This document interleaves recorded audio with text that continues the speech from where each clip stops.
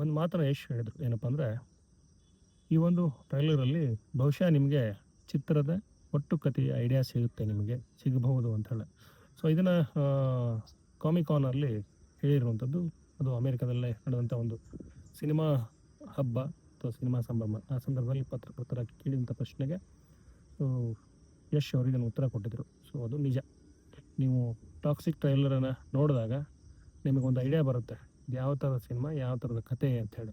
So ಈ ಕಥೆಯ ಹಿನ್ನೆಲೆಯಲ್ಲಿ ಎಮೋಷನ್ಸ್ ಇದೆ. ಆ ಎಮೋಷನ್ ತುಂಬ ಆಳವಾಗಿದೆ ಅಂಥೇಳಿ ಹೇಳಲಿಕ್ಕೆ ಇಷ್ಟಪಡ್ತೀನಿ ನಾನು. ಯಾಕಂದರೆ ಅಮ್ಮನ ಮಗ, ಅವರ ಅಮ್ಮ ಮತ್ತು ಮಗನ ಮತ್ತೊಂದು ಶಕ್ತಿ ಅಥವಾ ಒಂದು ಕ್ರೌರ್ಯ ಅಂತ ಬಂದರೆ ಅದು ಅಪ್ಪ. ಸೊ ಈ ಮೂವರ ಸುತ್ತ ಇಡೀ ಕತೆ ಇದೆ ಅಂಥೇಳಿ ನಿಮ್ಗೆ ಅನ್ಸೋಕ್ಕೆ ಶುರು ಆಗುತ್ತೆ. ಸೊ ಕಿಯಾರಾ ಅಡ್ವಾಣಿ ಏನಿದ್ದಾರೆ, ಇವರು ಈ ಒಂದು ಚಿತ್ರದಲ್ಲಿ ಅದ್ಭುತವಾಗಿ ನಟಿಸಿರುವಂಥದ್ದು. ಸೊ ಇವರ ಪಾತ್ರ ಸುತ್ತ ಇಡೀ ಕತೆ ಸಾಗತ್ತಾ ಅನ್ನುವಂಥ ಕುತೂಹಲ. ಜೊತೆಗೆ ಬೇರೆ ಬೇರೆ ಪಾತ್ರಗಳು, ತಾರಾ ಸುತಾರಿಯಾ ಬರ್ತಾರೆ, ಜೊತೆಗೆ ಹುಮಾ ಕುರೇಶಿ ಬರ್ತಾರೆ, ಬೇರೆ ಬೇರೆ ಪಾತ್ರಗಳು ಅಂತ ಬಂದಾಗ ರುಕ್ಮಿಣಿ ವಸಂತ್ ಬರ್ತಾರೆ. ಸೊ ಇವರ ಪಾತ್ರಗಳೆಲ್ಲ ಹೇಗೆ ಕನೆಕ್ಟ್ ಆಗುತ್ತೆ ಈ ರಾಯನ ಕತೆಗೆ, ಅಥವಾ ಟಿಕೆಟ್ ಪಾತ್ರಧಾರಿ ಯಶ್ ಅವರ ಯಂಗ್ ಲುಕ್ನ ಪಾತ್ರಕ್ಕೆ ಹೇಗೆ ಕನೆಕ್ಟ್ ಆಗುತ್ತೆ ಅನ್ನುವಂಥದ್ದು ಬಹುಶಃ ನಾವು ತೆರೆ ಮೇಲೆ ನೋಡಬೇಕು. ಆ ಥರದ ಎಲಿಮೆಂಟ್ಸ್ಗಳು ಇಡೀ ಸಿನಿಮಾದಲ್ಲಿದೆ. ಸೊ ನಯನತಾರಾ ಇಲ್ಲಿ ಯಶ್ ಅವರ ಅಕ್ಕನ ಪಾತ್ರಧಾರಿ. ಸೊ ಅಕ್ಕ ತಮ್ಮ ಇಬ್ಬರೂ ಸೇರಿ ಏನು ಮಾಡ್ತಾರೆ ಅನ್ನುವಂಥದ್ದು ಕೂಡ ಇಲ್ಲಿ ಮತ್ತೆ ಹುಟ್ಟುವಂಥ ಮತ್ತೊಂದಷ್ಟು ಪ್ರಶ್ನೆಗಳು. ಇಲ್ಲಿ ಇನ್ನೊಂದು ವಿಶೇಷ ಏನಂತಂದರೆ, ಟ್ರೈಲರ್ ನೋಡ್ತಾ ಹೋದಾಗೆ ನಿಮಗೆ ಕ್ರೌರ್ಯ ಹೆಚ್ಚು ಕಾಣುತ್ತೆ. ರಕ್ತ ಸಿಕ್ತ ಬದುಕು, ಕ್ರೌರ್ಯದ ಚೌಕಟ್ಟು, ಅಲ್ಲಿ ಅಮ್ಮ, ಮಗ ಮತ್ತು ಅಪ್ಪ. ಸೊ ಇವರ ಒಂದು ಕತೆ. ಇದನ್ನು ಗೀತು ಮೋಹನ್ ದಾಸ್ ಅವರು ತುಂಬ ಲ್ಯಾವಿಶ್ ಆಗಿ ಹಾಲಿವುಡ್ ರೇಂಜ್ಗೆ ಒಳ್ಳೆಯ ವಿಜುವಲ್ ಎಫೆಕ್ಟ್ ಅನ್ನೋಕ್ಕಿಂತ ವಿಜುವಲಲ್ಲಿ ತುಂಬ ಚೆನ್ನಾಗಿ ಹೇಳಿದ್ದಾರೆ. ಕಲಾವಿದರು ಇವರ ಕತೆಗೆ ತುಂಬ ಸಾಥ್ ಕೊಟ್ಟಿರುವಂಥದ್ದು. ಹಾಗಾಗಿ ಪ್ರತಿ ಫ್ರೇಮಲ್ಲೂ ನಿಮಗೆ ಅವರ ಎಕ್ಸ್ಪ್ರೆಷನ್ ಕಾಣುತ್ತೆ, ಅವರ ನೋವು ಕಾಣುತ್ತೆ. ಪ್ರತಿ ಪಾತ್ರದಲ್ಲೂ ಆಯಾ ಪಾತ್ರಧಾರಿಗಳು ಒಳಗೆ ಹೋಗಿದ್ದಾರೆ ಅಂಥೇಳಿ ಅನ್ಸೋಕ್ಕೆ ಶುರು ಆಗುತ್ತೆ ನಿಮಗೆ. ಯಾಕಂದರೆ ಅಷ್ಟು ಒಂದು ಕ್ರೌರ್ಯ ಅಥವಾ ಒಂದು ಪ್ರೀತಿ ಮತ್ತೊಂದು ಮಗದೊಂದು ಎಕ್ಸ್ಪ್ರೆಸ್ ಮಾಡಬೇಕಂದ್ರೆ ಅದರ ಪಾತ್ರದ ಆಳಕ್ಕೆ ಇಳಿಬೇಕು ಕಲಾವಿದರು. ಅಂದಾಗ ಈ ಒಂದು ಜೀವಂತಿಕೆ ಪಾತ್ರಕ್ಕೆ ಸಿಗುತ್ತೆ, ತೆರೆ ಮೇಲೆ ಕಾಣುತ್ತೆ. ಸೊ ಅದನ್ನು ನಾವು ಇಲ್ಲಿ ನೋಡ್ಬೋದು. ಸೊ ಇದನ್ನು ನೋಡಿದವರೆಲ್ಲರೂ ಹೇಳುವಂಥದ್ದು ಏನಂದರೆ, ಒಬ್ಬ ಹೆಣ್ಣುಮಗಳ ಕತೆ, ಸೊ ಅದರ ಸುತ್ತ ಆಗುವಂಥ ಘಟನೆಗಳು, ರಾಯ, ಟಿಕೆಟ್, ಅವರಿಬ್ಬರ ಬಡಿದಾಟ, ಕಿಚ್ಚು. ಸೊ ಇದು ಒಂದು ಗ್ಯಾಂಗ್ಸ್ಟರ್ ಕತೆ.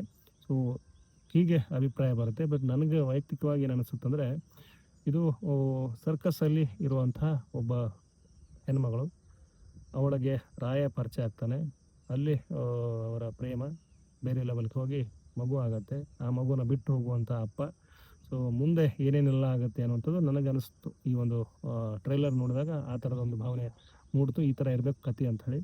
ಸೊ ಇಷ್ಟೆಲ್ಲ ಇರುವಂಥ ಟ್ರೈಲರನ್ನು ನೋಡಿದಂಥ ಕಲಾವಿದರು, ಅಭಿನಯ ಮಾಡಿದಂಥ ಕಲಾವಿದರು ಮಂತ್ರಮುಗ್ಧಗೊಂಡಿರುವಂಥದ್ದು, ಮೈಂಡ್ ಬ್ಲೋವಿಂಗ್ ಅಂತ ಏನಂತೀವಿ, ಆ ಮಂತ್ರಮುಗ್ಧವಾಗಿ ಇವರೆಲ್ಲ ಅದನ್ನು ನೋಡಿರುವಂಥದ್ದು. ನಯನತಾರಾ ಏನಿದ್ದಾರೆ, ಸೊ ಅವರು ಇದನ್ನು ಟ್ರೈಲರ್ ತಮ್ಮದೇ ಆದ ಶೈಲಿಯಲ್ಲಿ ವಿಶ್ಲೇಷಣೆ ಮಾಡ್ತಾರೆ. ಸೊ ಈಗೇನು ನೀವು ನೋಡಿದಿರಲ್ಲ, ಇದು ಒಂದು ಹಂತಕ್ಕೆ ಇದಕ್ಕೂ ಡಬಲ್ ಇದೆ.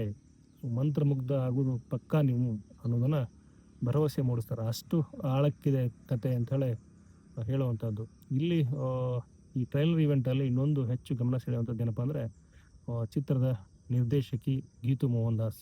ಸೊ ಇವರು ತಮ್ಮನ್ನು ಯಾರೂ ನಂಬದೇ ಇರುವಂಥ ಸಂದರ್ಭದಲ್ಲಿ ಯಶ್ ಅವರು ಇವ್ರನ್ನ ನಂಬಿದರು. ಸೊ ನಂಬಿ ತಮ್ಮ ಕನಸನ್ನು ತಮ್ಮ ಹೆಗಲ ಮೇಲೆ ಹೊತ್ತುಕೊಂಡು ಮೆರೆಸಿದರು. ಸೊ ಅಂಥೇಳಿ ಇವರು ಗೀತು ಮೋಹನ್ ದಾಸ್ ಅವರು ಹೇಳ್ಕೊಂಡಿರುವಂಥದ್ದು.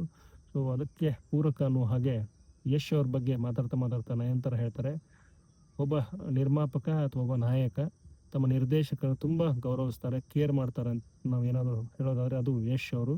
ಸೊ ಇಲ್ಲಿ ಗೀತು ಮೋಹನ್ ದಾಸ್ ಅವರ ಕನಸನ್ನು ಇವರು ಹೆತ್ತು ಅದನ್ನು ಬೇರೆ ಲೆವೆಲ್ಗೆ ತೊಗೊಂಡು ಹೋಗಿರುವಂಥದ್ದು ಅನ್ನೋದನ್ನು ಇಲ್ಲಿ ಅವರು ಹೇಳ್ತಾರೆ ನಯನತಾರಾ. ಸೊ ಈ ಥರದ ಎಲಿಮೆಂಟ್ಸ್ಗಳು ಇಡೀ ಚಿತ್ರದಲ್ಲಿ ಕಾಣುತ್ತಾ ಅನ್ನುವಂಥದ್ದು ಪ್ರಶ್ನೆನೂ ಇದೆ. ಅದರ ಹೊರತಾಗಿ ಈ ಚಿತ್ರದ ಮತ್ತೊಂದು ವಿಚಾರ ಏನಂದರೆ, ಯಶ್ ಅವರು ಈ ಚಿತ್ರಕ್ಕೋಸ್ಕರ ತಮ್ಮ 4 ವರ್ಷನ ಡೆಡಿಕೇಟ್ ಮಾಡಿರುವಂಥದ್ದು.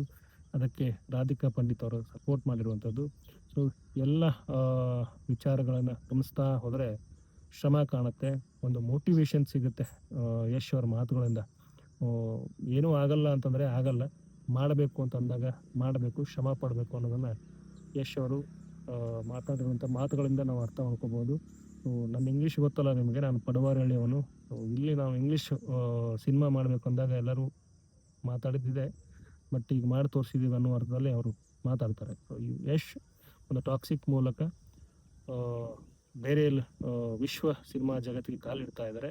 ಆದರೆ ಕನ್ನಡಿಗರಿಗೆ ಒಂದು ಹೆಮ್ಮೆ, ಹಾಗೆಯೇ ಸಾಧಿಸ್ಬೋದು ಅಂತ ಆಸೆ ಪಡೋರಿಗೆ ಅಥವಾ ಕನಸು ಕಾಣೋರಿಗೆ ಇವರೊಂದು ಮೋಟಿವೇಶನ್, ಇವರೊಂದು ಸಾಕ್ಷಿ ಅಂತ ಹೇಳ್ತಾ ನನ್ನ ಈ ಒಂದು ವಿಡಿಯೋನ ಎಂಡ್ ಮಾಡ್ತಿದ್ದೀನಿ. ಕೊನೆಯ ಮಾತು ಏನಂದರೆ, ಆಗಸ್ಟ್ 26ನೇ ತಾರೀಕು ಟಾಕ್ಸಿಕ್ ಬರ್ತಾ ಇದೆ, ನೋಡೋಣ, ಎಂಜಾಯ್ ಮಾಡೋಣ ಅಂತ ಹೇಳ್ತಾ ಈ ಒಂದು ವಿಡಿಯೋನ ಎಂಡ್ ಮಾಡ್ತೀನಿ. ನಮಸ್ಕಾರ.